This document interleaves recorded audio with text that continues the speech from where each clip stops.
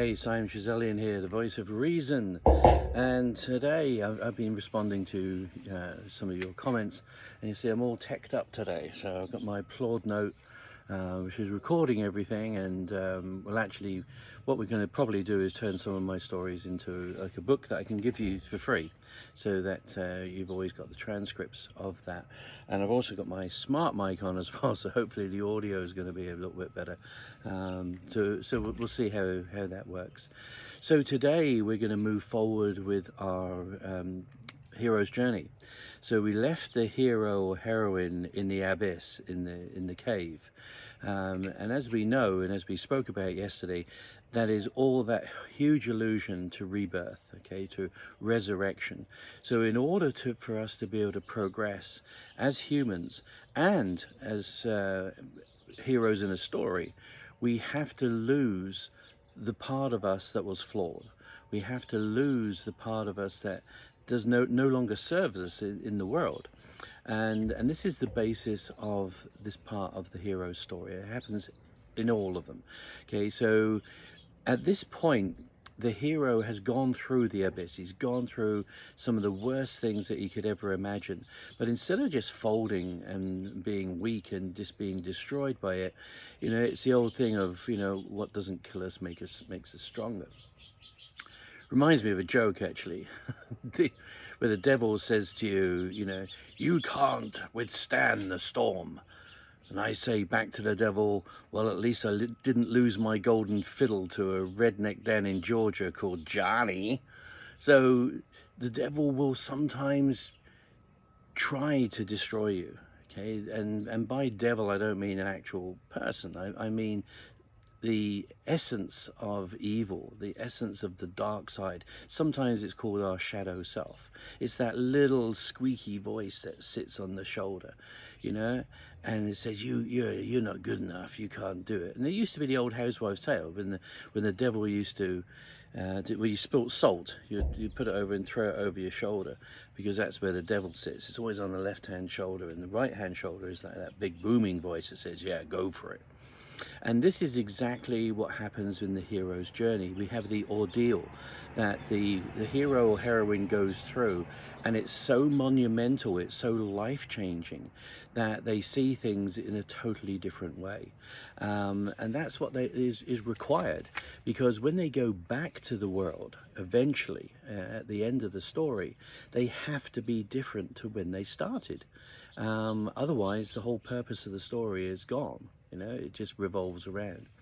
So the ordeal is this massive life change, and it's almost like the butterfly coming out of a cocoon, and it reminds me of a story of a scientist seeing this butterfly striving and pushing against the cocoon, and he just couldn't deal with it anymore. So he took a scalpel and just cut the chrysalis just that little bit in order for the butterfly to escape. But that butterfly never flew, because in the action of pushing against the cocoon to actually get out, that's what strengthens the butterfly's wings. And his act of kindness was actually not an act of kindness at all. It debilitated the ability for the butterfly to be who he was, And therefore, we should embrace the struggle. We should embrace the fact that we have to go into this period of isolation, this abyss, in order for us to be tested to the point where we can actually rise above the challenges and actually get to a stage where we can progress and become who we're meant to be. Now, we see this a lot so Lord of the Rings was a classic emblem of this, where you had Frodo Baggins, and he's a nice little hobbit just looking for a quiet life, and at some point, in the deep dark caverns of the caves, he is killed. Everyone thinks he's killed. It's the chainmail shirt that saves him, but he becomes different from there on. He becomes more serious, more committed, more purposeful, and eventually he ends up saving the world. We see this with Luke Skywalker as well. He was the happy-go-lucky kid, banging swamp rats and whatever it was, you know. And at the end, he becomes the champion. He becomes the head of the Jedi Order, champion of the world, defeater of the dark. And then with Harry Potter, you know, he goes from being this kid under the stairs to the savior of the world, you know, and defeating the Dark Lord and becoming the hero of all. But all of them have to go through this ordeal in order to be able to get there. And it's exactly the same for Special Forces as well, you know. You go through and, you know, I mean, the Navy SEALs would probably call it Hell Week. You know, we would have Test Week. And all of these things were they were then giving you the greatest ordeal in order to be able to test you to the max. And when you came out the other side, you were different, because it wasn't enough that you just came in and remained the same.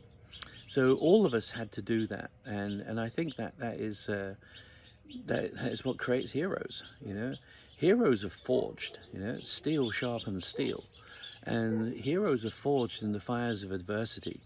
You know, they're not just created out of candy floss. I mean, it's just simply not the case. So in your own life, you know, embrace the challenges, embrace the ordeals that are set there, not just to piss you off. They're not just to stop you. They're there for you to actually get over. It's the same with horse riding, you know. When you see show jumping, you see these magnificent horses jumping over the barriers. The barriers are not there to stop the horse. The barriers are there to show how good the horse can be. And that is how life is. So if you align with this, please, yeah, like and share. Let's get this out there to our loyal fans that have been following me for best part of 3 or 4 months. You know, it's 27,000. So I want to get them back. But first of all, they got to see me. They got to see that I'm back. I've been through the ordeal. I've been through the cave, and now we're back with a good bunch of stories. So that's I'm Giselian. Out to you. Catch you later.